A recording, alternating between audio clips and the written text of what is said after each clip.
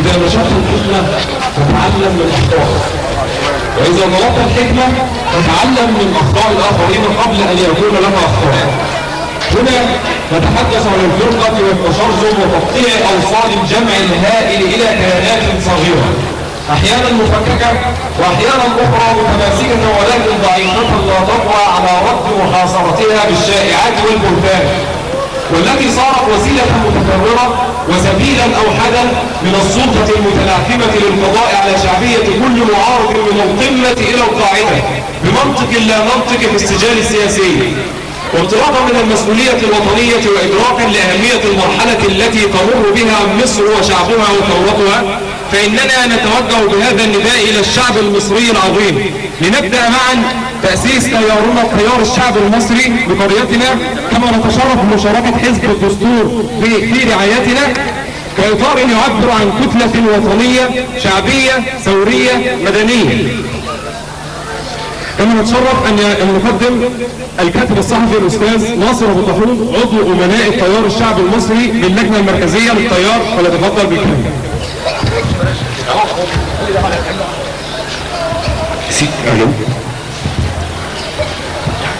بسم الله الرحمن الرحيم. الأخوة والأخوات أبناء قرية الراغبين، اسمحوا لي في بداية حديثي أن أعبر عن سعادتي بوجودي بينكم اليوم كمتحدث عن تنظيم التيار الشعبي، وأود أن أشكركم على حسن الضيافة والاستقبال. بادئ ذي بدء، أنا سعيد بالمنظر اللي أنا شايفه دلوقتي قدامي، لأن هي دي مصر اللي احنا بنتطلع إن احنا نبنيها سوا. هذا المنظر الذي تتقدمه نساء مصريات وشباب مصريين ومصريين من كل طبقات المجتمع، هذا ما قامت من أجله الثورة التي قامت تنادي بالعيش والحرية والكرامة الإنسانية والعدالة الاجتماعية. لذلك كان قيام التيار الشعبي كأحد التنظيمات الكبرى المعبرة عن أهداف الثورة، والتي تسعى لتحقيق أهداف الثورة، ويتسع المجال داخلها لكل أبناء مصر من كل الاتجاهات، فقط المؤمنين بمبادئ ثورة 25 يناير. هذه الثورة العظيمة التي قام بها الشعب المصري وفي طليعته الشابة التي سعت نحو مبادئ تكاد تكون في خلفية المشهد الآن، وربما تبتعد شيئا فشيئا ولا نجد لها على أرض الواقع تطبيقا. قامت الثورة. أنا عاوز أرحب في بداية الحضور والدة الشهيد محمد الجندي اللي شرفت المكان الآن.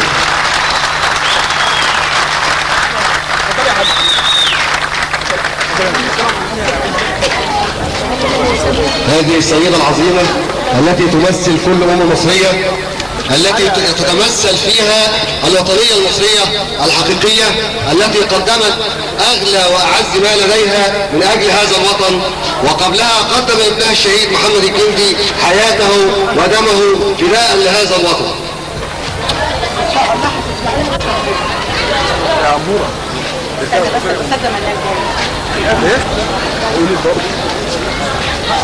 أيها الإخوة، يكثر الحديث دائما عن القصاص للشهداء، والقصاص للشهداء يختلف في مفهومه من بعضنا للبعض الآخر. القصاص للشهداء يجب أن ينحصر وينصب على تحقيق ما استشهد من أجل هؤلاء الشهداء.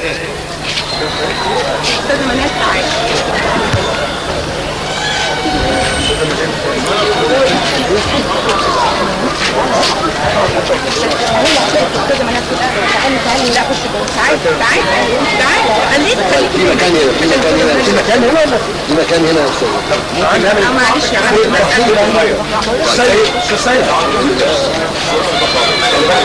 لا يقع انا استنى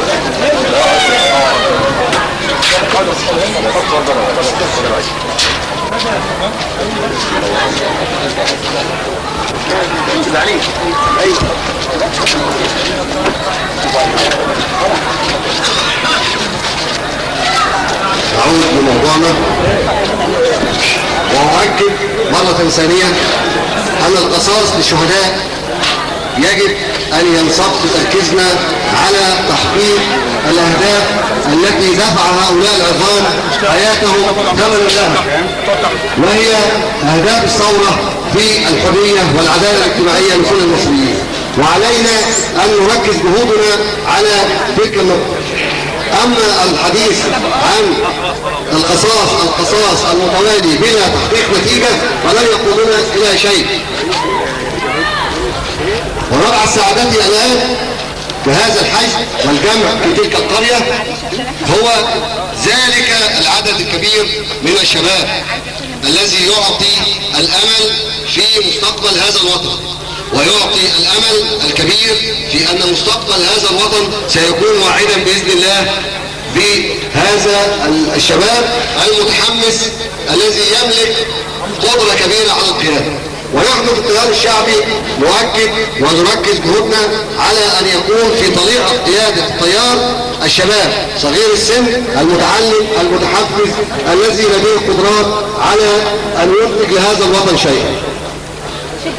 شباب مصر اللي مش راضي يستكين من صلب وخرج النهارده لتأكيد رسالته على اننا ما بنتهددش وما بنخافش، والاستدعاءات امام النائب العام الملاكي لا ترهب احدا ولا تخيف احدا. شباب مصر خرج النهارده يحتشد في كل ميادين مصر وامام دار القضاء العالي عشان يوصل رساله ان احنا ما بنتهددش وما بنخافش لا من النائب العام ولا من وزير الداخليه.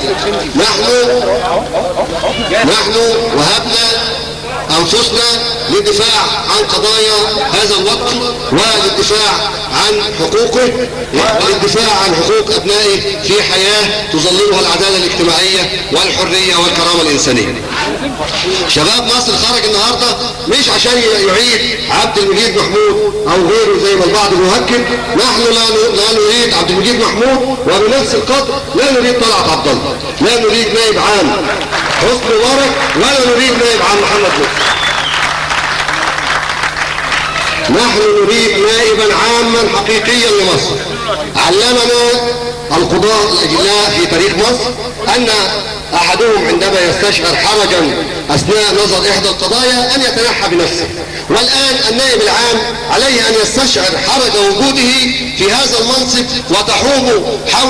وتحوط به شبهات ممالأة النظام. إذن هو ليس نائبا عاما بل نائبا خاصا لمن عينه لينكل بخصومه السياسيين. نحن نريد أن يرحل هذا وذاك ثم يختار مجلس القضاء الأعلى أحد قضاته ليكون نائبا عاما حقيقيا لمصر لا تحوطه شبهات الانتماء ولا تحوط به شبهات أنه جاء خصيصا لينكل بخصوم الرئيس. أيها الأخوة المحترمون، إننا نؤكد دائما على أن هذه الثورة لن تموت وستستمر في أدائها وفي نضالها السلمي من أجل تحقيق أهدافها. لا نريد عنفا ولا نشارك في عنفا على الإطلاق. نحن نناضل نضالا سلميا، وكما ترون وتشاهدون لا يموت إلا أعضاؤنا، لا يموت إلا شبابنا. فأين العنف الذي نمارسه على الآخرون؟ إذا كان الاستهداف يستهدف شباب التيار وشباب المناضلين الثوريين وشباب حزب الدستور، إذا كان الموت يجري وراء شبابنا والاختطاف يجري وراء شبابنا، إذن من نستهدف من بالعنف الآن؟ هذه الرسالة التي يريدون بها تخويف المجتمع. العنف تتبناه جماعة الإخوان ويتبناه النظام القائم ضد الشباب الثوري، لأنهم يريدون أن يوصلوا له رسالة التخويف حتى يبتعد، حتى لا يستمر. لكن زي ما شبابنا الصغير علمنا انهم لما بيسمعوا صوت الرصاص مش بيخافوا منه ولا يجروا، لا ده بيجروا عليه، بيجروا عليه بلا خوف، بيجروا عليه لانهم امنوا بحقهم في الحياه، امنوا بحق هذا الوطن في ان يكون له ما يستحق تاريخيا وان يكون له موقعه على خريطه العالم. هذا الشباب الذي امن بحقه وحق الوطن وحق الفئات المهمشة أن يكون لها نصيب، أن يكون لها حق في الثورة والثروة والسلطة، هذا الشباب لن يستكين ولن يستسلم وسيستمر في ثروته في ثورته من أجل الوصول إلى أهدافها. تلك الأهداف التي يتحالف عليها الآن قوى الرجعية التي قفزت على الثورة وقوى الفلول أو القوى القديمة. الآن يدور تنسيق كبير بين القوى القديمة والقوى الرجعية التي قفزت على الثورة واستولت عليها من أجل إعادة إنتاج النظام القديم بنفس الآليات وبنفس الطريقة التي كان يدير بها البلاد لصالح حشمة من الرأسمالية المتوحشة على حساب فقراء هذا الوطن. ولذلك نحن مصرون على استكمال أهداف الثورة مهما كلفنا ذلك من تضحيات. أشكركم والسلام عليكم ورحمة الله وبركاته.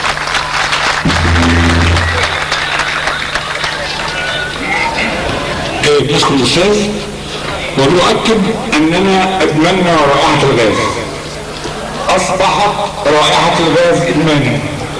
صوت طلقات النار في الميدان لا تخيفنا، صوت الخرطوش يرن في أعمدة الميدان لم تعد تخيفنا، لم نعد نخاف، سقط الخوف ومات. شكرا.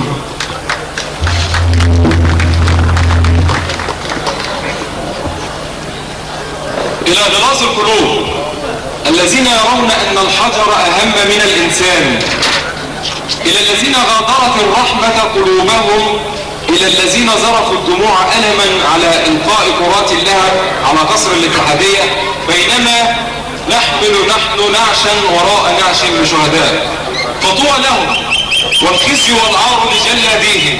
يسعدنا ويشرفنا أن يتواجد معنا في هذا الحفل والدة الشهيد محمد الجندي. والآن الكلمة مع ماما سمير.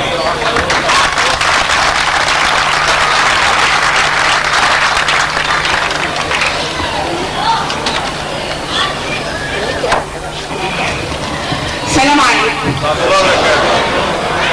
شوفوا انا جيت النهارده صوت يا ريس، صوت عنك. انا جيت لكم النهارده علشان